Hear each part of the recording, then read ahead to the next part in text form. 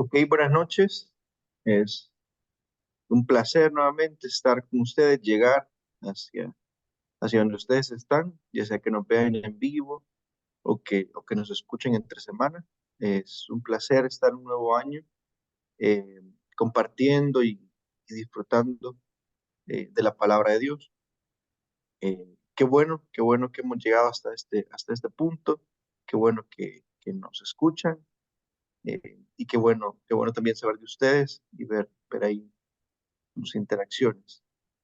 Bueno, en esta ocasión, como siempre, vamos a estar estudiando la palabra de Dios y vamos a estudiar el libro de Marcos, el Evangelio de Marcos, capítulo 9.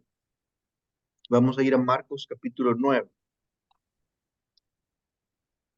Les voy a dar unos segunditos eh, porque nos gusta pues que podamos no solo escuchar, sino que también tener la Biblia a la par y poder leer también en simultáneo. Ok, vamos a Marcos capítulo 9. Solo quiero aclarar que vamos a estar estudiando específicamente el pasaje del versículo 14 al versículo 29. Ok, ese es el pasaje que vamos a estar estudiando. Sin embargo, voy a leer unos versículos anteriores del capítulo 9 como para tener el contexto, ¿no? Porque es importante.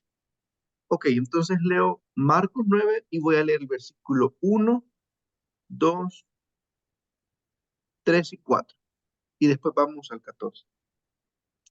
Ok, leo ahorita la traducción del lenguaje actual.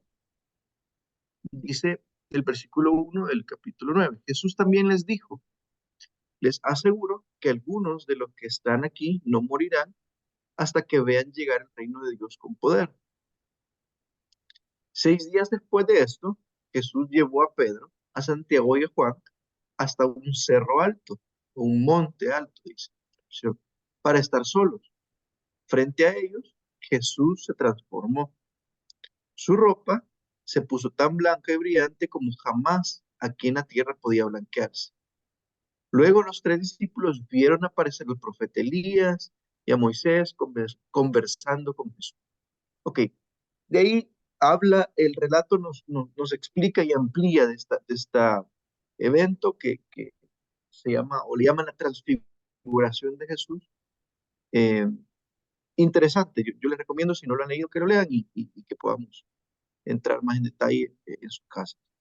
Entonces, vamos hoy al capítulo, perdón, al versículo 14.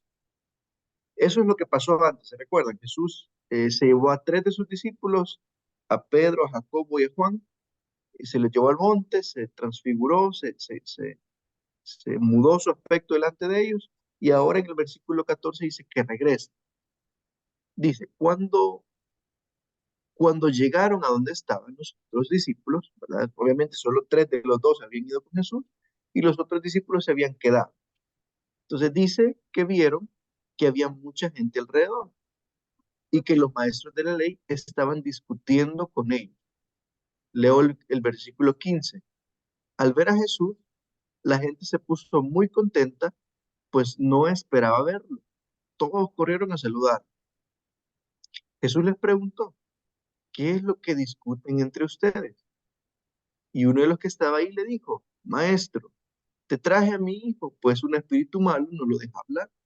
Cuando el espíritu entra en mi hijo, él se cae al suelo y empieza a echar espuma por la boca, sus dientes empiezan a rechinar y él se queda rígido. Les pedí a tus discípulos que expulsaran de mi hijo ese espíritu malo, pero no han podido. Y oigan lo que dice Jesús. Jesús les dijo, ¿por qué no han aprendido a confiar en Dios? ¿Acaso no pueden hacer nada sin mí? ¿Cuándo van a aprender? Tráiganme aquí al muchacho. Dice el versículo 20. Enseguida se lo llevaron cuando el espíritu malo vio a Jesús. Empezó a sacudir al muchacho con gran fuerza. El joven cayó al suelo y empezó a echar espuma por la boca. Y Jesús le preguntó al padre, ¿desde cuándo le pasa esto? El padre le dijo desde que era pequeño. Desde entonces el espíritu malo siempre ha querido matarlo y lo arroja al fuego o al agua. Por favor, le dice a Jesús, haz algo para ayudarnos, ten compasión de nosotros. Y aquí viene la parte clave donde vamos a estar estudiando esta noche. Dice, Jesús le preguntó, ¿Puedes confiar en Dios? Para el que confía en Él, todo es posible. Enseguida el padre gritó, sí, confío en Dios. Ayúdame a confiar más en Él. Y dice que Jesús, cuando vio que estaba juntándose mucha gente a su alrededor, reprendió al espíritu malo y le dijo al espíritu malvado, que impides hablar a este joven, te ordeno que salgas y no vuelvas a entrar. Voy a leer el versículo 28. Más tarde, cuando Jesús regresó a la casa, los discípulos lo llevaron aparte y le preguntaron por qué no pudimos expulsar a este espíritu. Jesús le contestó, esta clase de espíritu malo solo se puede expulsar por medio de la oración. Ok, bueno, ya tenemos el contexto del pasaje, ya sabemos lo que está pasando aquí. Y lo primero que tenemos que decir es que Jesús venía de un monte, venía a transfigurarse, venía con Pedro, Jacobo y Juan, y se encuentra esta multitud de gente, ¿no? ¿Y qué es lo primero que encuentra? Que sus discípulos estaban disputando con los escribas, ¿verdad? Interesante, ¿verdad? Eh, Jesús preguntó qué es lo que disputan con los escribas, qué disputan, qué, bueno, qué discuten, es otra palabra, otra versión. Eh, y uno de los que estaba ahí, en lugar de decirle, mira, es que están discutiendo, por eso al final el pasaje no nos dice qué es lo que discutían. Lo que nos dice es que el necesitado, la persona con necesidad, el padre del hijo le contesta. Y lo que le contesta no es qué es lo que disputaban, lo que le contesta es su necesidad. Señor, mira, esto es lo que necesito, no importa lo que están discutiendo ellos. Y digamos, ahí podemos tener una pequeña reflexión, la primera reflexión del pasaje, y es que eh, podemos reflexionar a nivel personal y a nivel de iglesia, ¿no? Eh, Probablemente, o preguntémonos, ¿estamos tan ocupados nosotros en nuestras disputas religiosas o la iglesia en las disputas religiosas que olvidamos al necesitado, olvidamos la necesidad? Eh, y la otra pregunta que podemos reflexionar es, ¿no será que producto de la falta de fe de nuestros frutos nos volcamos a discusiones para justificar nuestra ineficacia? Porque eso es lo que estaba pasando. Al final los discípulos no pudieron expulsar al demonio y como no pudieron expulsar, muy seguramente los escribas comenzaron a discutir, bueno, no pudiste por esto y es que tú no sé, imagínense una discusión, ¿verdad? Pero esta discusión fue producto de la falta del fruto o de la falta o de la ineficacia de los discípulos para no poder expulsar al demonio. Entonces, preguntémonos si será que actualmente la iglesia, producto de la falta de frutos, eh, se ha volcado a discusiones, ¿no? Para justificar esa ineficacia de- de los mismos frutos, ¿no? Ok, esa es la primera reflexión. La primera reflexión cuando vemos discutir a los eh, eh, discípulos. Y de ahí hay una palabra bien fuerte de Jesús. En la Reina Valera dice, vamos a ver, dice, oh generación incrédula, dice Jesús. Cuando le dicen eso, cuando le cuenta al papá lo que está pasando, él menciona o él dice, Jesús dice, oh generación incrédula. O sea, es una expresión bastante fuerte. Eh, leo lo que dice la traducción del lenguaje actual. Dice, ¿por qué no han aprendido a confiar en Dios? ¿Acaso no pueden hacer nada sin mí? ¿Cuándo van a aprender? Tráiganme aquí al muchacho. O sea, es una declaración fuerte de parte de Jesús. Y la verdad es que no hay claridad, por lo menos yo no encontré la claridad si es que se refiere a los escribas, si es que se refiere al padre del muchacho, o si es que se refiere a los discípulos que no pudieron expulsar al demonio, o puede ser que se refiera a los tres. No hay claridad. Y de hecho es que a cualquiera de los tres puede aplicarse, tanto, inclusive a la multitud también podría ser un cuarto. Entonces, lo cierto es que Jesús va a hacer algo y nos va a dar una lección sobre la incredulidad. Ahí comienza Jesús a tirar líneas de la lección que va a dar, ¿verdad? Y ahorita va a hablar acerca de la incredulidad. Em, y quizás un paréntesis, porque la versión Reina Valera, eh, bueno, sí, la versión Reina Valera dice em, que el Padre cuando en el versículo 17 le dijo el Padre a Jesús, Maestro, traje a ti mi hijo que tiene un espíritu mudo. El paréntesis que quiero hacer es que em, se creía, esto es una historia, es una evidencia histórica, es que se creía que estos judíos, había judíos que se dedicaban, digamos, a exorcizar, entonces se creía se debía saber el nombre del demonio para poder echarlo fuera. Entonces decían, bueno, si este es un espíritu mudo, es que no permite hablar al muchacho, entonces no puedo saber el nombre y es más difícil, es casi imposible expulsarlo, pues porque no sé el nombre del demonio, entonces es complicado, es difícil, es imposible. Y por eso, digamos, aquí Marcos nos añade ese detalle, que era un espíritu mudo. Ok, cierro el primer paréntesis. Ahora, eh, quiero que veamos, y ahorita voy a estar leyendo Reina Valera, porque ahí anoté esos detalles. Vamos al versículo 22. Versículo 22 dice, cuando el padre le contesta y le comenta de qué es lo que está haciendo el espíritu, le dice en el 22, y muchas veces le echen el fuego y en el agua para matar. Pero aquí viene lo que quiero resaltar. Pero si puedes hacer algo, ten misericordia de nosotros y ayúdanos. ¿Qué ven ustedes ahí en esas palabras? Pero si puedes hacer algo, ten misericordia de nosotros y ayúdanos. Interesante, les doy ahí unos segundos para que piensen, ¿qué se imaginan? ¿Qué creen ustedes que está pasando aquí en la cabeza del Padre? ¿Creen que Él está seguro que Jesús puede hacer ese milagro? ¿Creen que hay dudas? Eh, y yo creo que está claro, ¿no? Esa palabra sí, ese condicional sí, es una indicación que había en dudas del padre del muchacho. Entonces, decimos, el padre realmente tiene dudas. Y seguramente tiene dudas debido a la incapacidad y a la falta de fe de los discípulos, ¿verdad? Y a la esterilidad también de los escribas. Eh, es cierto que independientemente de los motivos, los discípulos no pudieron expulsar el demonio, los escribas obviamente bueno, no dice la palabra que intentaron expulsarlo, ¿verdad? Eh, pero el padre de familia está viendo en sus ojos que los discípulos no pudieron. Entonces, seguramente eso eh, nubla la fe o complica el tener fe y por eso seguramente la palabra sí puedes, está diciendo Jesús, sí puedes hacer algo. Y voy a la segunda reflexión de la noche.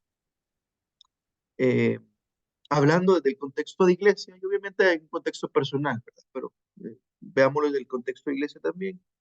¿Será que en la actualidad es la iglesia responsable de la falta de fe del necesitado? ¿Será que la iglesia no ha mostrado los frutos necesarios, no ha mostrado obras necesarias, no ha mostrado ese poder de Dios? eh, y el necesitado no puede creer o no cree por nuestra falta de frutos, por la falta de frutos de la iglesia. Es algo que debemos pensar y debemos evaluar. O sea, ¿cómo están los frutos de la iglesia?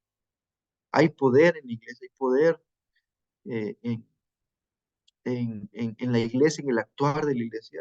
¿O hay únicamente eh, discusiones, hay únicamente argumentos, pero no hay poder? Que esa es la segunda reflexión. Vamos a una tercera reflexión, y es que Jesús Bueno, ¿qué le responde Jesús ante eso? Pero si puedes hacer algo, le dice el padre de familia, ten misericordia de nosotros y ayúdanos. ¿Qué le responde Jesús? Jesús le dice, si puedes creer, le contesta con otro condicional, ¿verdad? Si puedes creer, al que cree, todo le es posible. Voy a leer esta versión que también es interesante. Estoy leyendo el versículo 23. Jesús le preguntó, ¿puedes confiar en Dios? Para el que confíe en Él, todo es posible. Ok, entonces Jesús eh, le responde a esa pregunta de duda. Jesús primero sabe que el corazón del Padre tiene dudas, eh, y le pone como requisito para la sanidad de su hijo el creer, el confiar en Dios. Dice, ¿puedes confiar en Dios? Y le hace una pregunta directa. ¿Puedes creer? ¿Puedes creer? Y ahora viene la respuesta del Padre. Y antes de irnos a la respuesta del Padre, quiero decirle dos cosas. Que lo peor que podemos hacer ante una pregunta de esta índole de parte de Dios hacia nosotros es fingir. Es fingir que creemos, es fingir nuestra fe, o es que fingir decir que, o fingimos, confiamos plenamente cuando realmente no es así. Eso es lo peor, ¿verdad? Eh, y lo otro que les quiero decir es que Jesús quiere la verdad. Jesús no está esperando apariencias de piedad o apariencias religiosas. Jesús está esperando una fe desnuda y una fe sencilla de nuestra parte, que se atreva a reconocer la necesidad que tiene. No solo de él, sino que también de la fe. Tiene necesidad de tener fe. Entonces, esas dos cosas está esperando Jesús. Y por suerte, eso es lo que sucede. Si vemos la respuesta del padre de familia, a mí me quiebra porque le dice, creo, creo. Y en esta versión dice, enseguida el padre gritó, creo, sí confío en Dios, dijo. Y de repente dijo, ayúdame a confiar más en Él.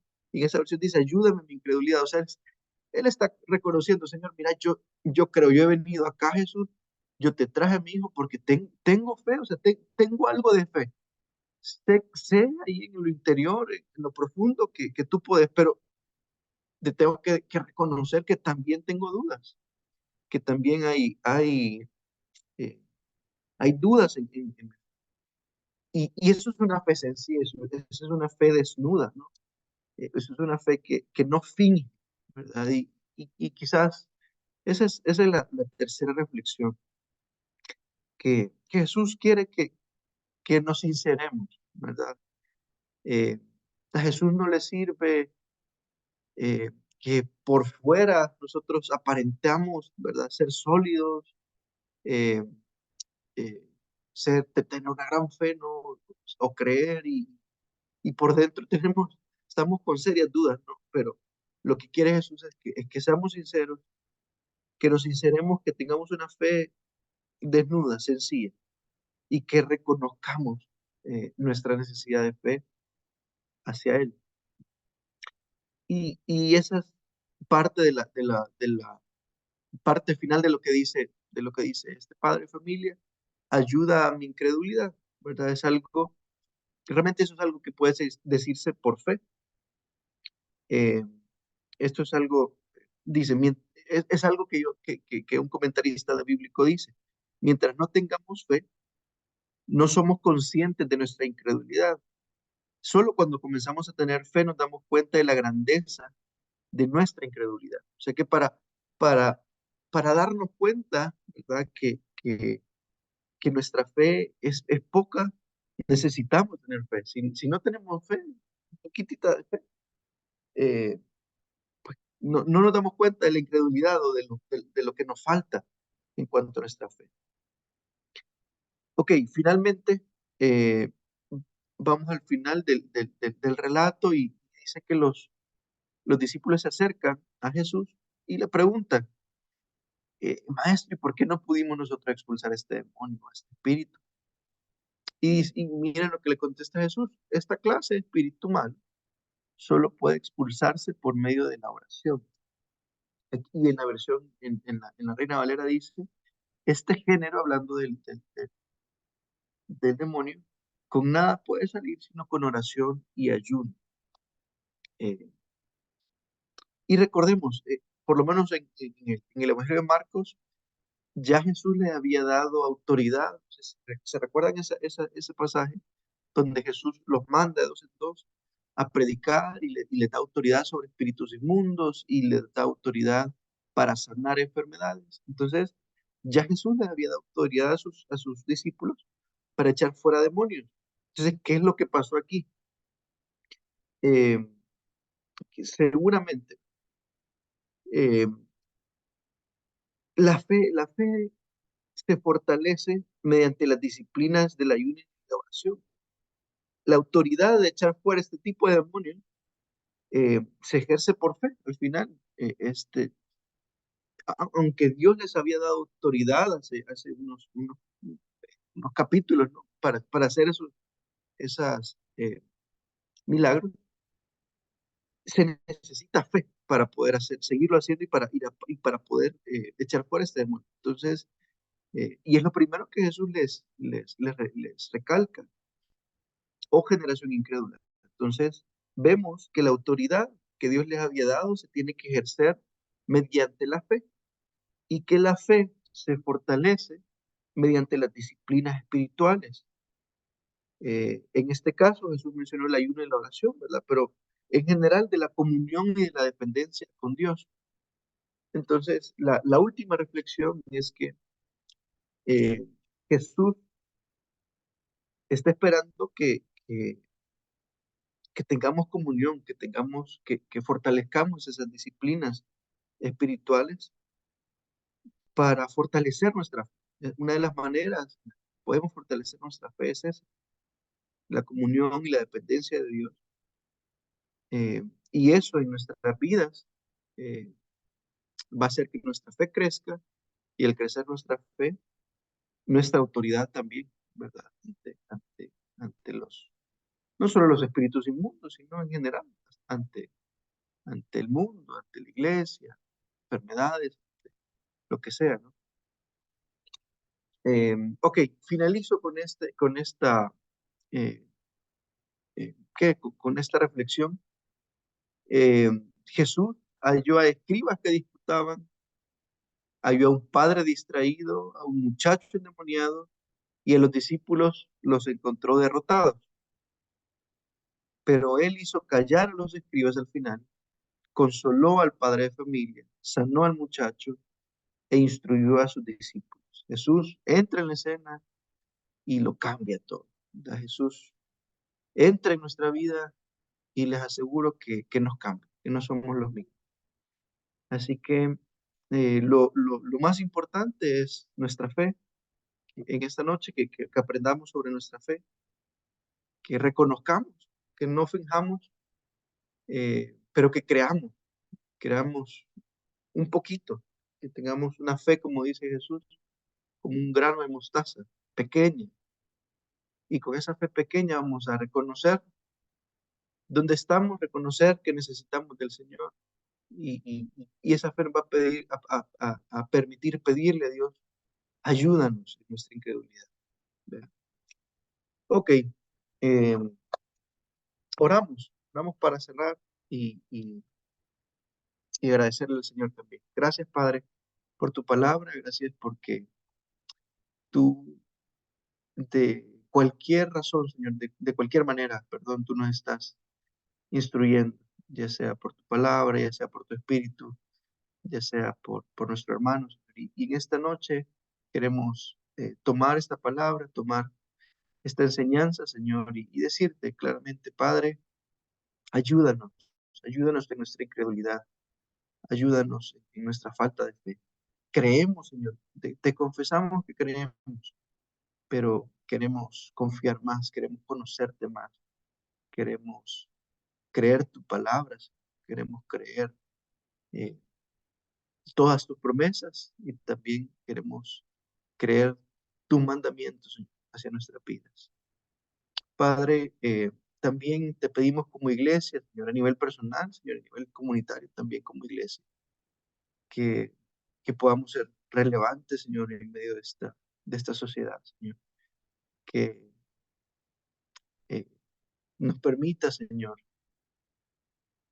eh, llegar al centro de tu evangelio, Señor, y, y dejar eh, cualquier evangelio que no sea tuyo, un evangelio de prosperidad, Señor, un evangelio de discusión, un evangelio de pleito, un evangelio de legalismo, Señor, y poder ir y escudriñar, Señor, tu palabra y encontrar cuál es el verdadero evangelio, Señor, cuál es el centro de tu corazón, a dónde es que tú quieres o que tú quieres para tu iglesia, Señor, que nos hagas relevantes en medio de esta sociedad y que podamos volcarnos también, Señor, al necesitado, Señor, que cuando tú regreses, Señor, no nos encuentres discutiendo así como los discípulos con los escribas, Señor, sino que nos encuentres haciendo obras, haciendo milagros, Señor, eh, para glorificarte a ti, Señor, y como muestra y como producto de nuestra comunión contigo. Gracias, Padre, en el nombre de Jesús. Amén.